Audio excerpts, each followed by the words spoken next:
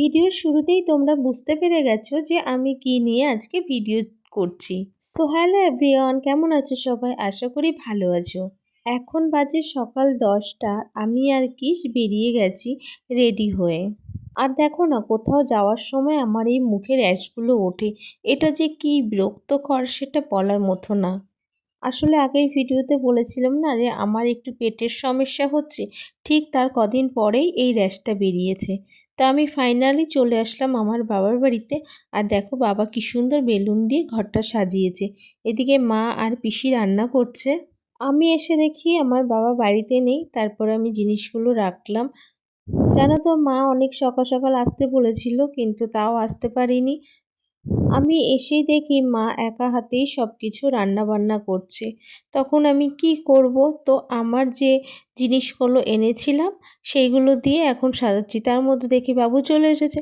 তো বাবুকে বললাম তুমি বেলুনগুলো ফুলিয়ে দাও। বাবু কিন্তু বুঝতেই পারছিল না কি করে ফুলাবে। তারপরে কিন্তু ফাইনালি বুঝতে পেরেছে কিভাবে ফুলাবে।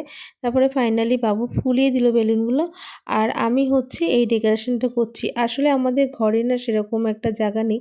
হয়তো বাড়িটা অনেক বড়, কিন্তু জিনিসপত্রে যেহেতু ভরা আছে, এর জন্য কোনো একটা জায়গা ফাঁকা নেই যে সেই জায়গাটায় ডেকোরেশনটা করব। হ্যাঁ, আর একটাও কথা বলি, আমাদের ঘরের লাইটটা কিন্তু ভীষণ কম, যার জন্য ভিডিওটা কিন্তু কোয়ালিটি একটু বাজে হয়েছে। তোমরা একটু মানিয়ে নিও। আজকে যেহেতু লাইট কমের জন্য আমি ভিডিও ওখানে করতে পারিনি। তারপরে ফাইনালি দেখো আমি সাজিয়ে দিলাম। তোমরা কেমন হয়েছে অবশ্যই কিন্তু কমেন্ট করে জানিও। আমি আজ পর্যন্ত কাউরির বার্থডেতেই আমি কখনোই সাজাইনি, এই প্রথম সাজালাম। এদিকে মায়ের হাতে একটু হেল্প করলাম, তারপরে একটু রেস্ট নিচ্ছিলাম। বেলুনগুলো লাগাতে লাগাতে আমার কোমরটা ধরে গেছে। তারপর দেখি ভাই চলে এসছে। সারপ্রাইজ! আমার আজকে বার্থডে না তো। আমাদের বাড়ি বার্থডে তোমার আজকে। আসলে চলো এবার তোমাদের ব্যাপারটা খুলে বলি।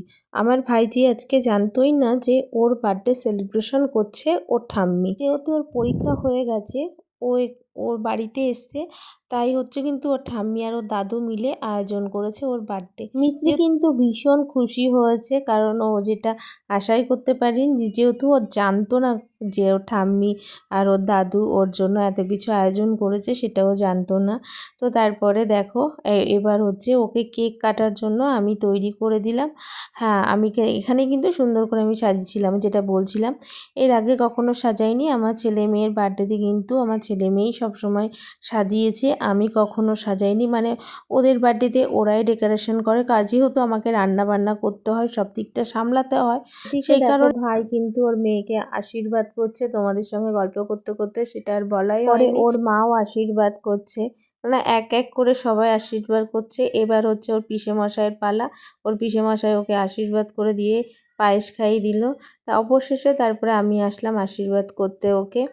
এটা কিন্তু আমি নিজে থেকেই দেখেছি, সবাইকে দেখে দেখে শিখেছি যে ছোটোবেলায় মানে আশীর্বাদ করে তারপরে কেক কাটতে হয়। এগুলো মানে সবাইকে দেখে দেখেই আমার শেখা। আর আমি ভাইকে সেটাই বলছিলাম কি করতে হয় না করতে হয়। কারণ আমার মা কোনো দিনই আমাদের বার্থডে সেলিব্রেশন করেনি, মানে আমার ভাইয়েরও করেনি, আমাদেরও করেনি। আমাদের বার্থডে তো এরা তো যে বার্থডের দিন শুধু একটু পায়েস রান্না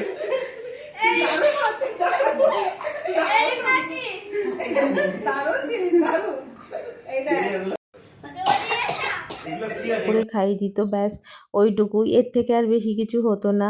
কিন্তু এখনকারের বাচ্চাদের সঙ্গে তো সেটা করলে হবে না, তাই না? ওরা তো এইটুকুতেই আমাদের খাওয়া দাওয়া শুরু হয়ে গেছে, আমরা এখন খেতে বসে গেছি। তো আজকের ভিডিওটা কেমন লাগলো অবশ্যই তোমরা কমেন্ট করে জানিও। ভালো লাগে তাহলে একটা লাইক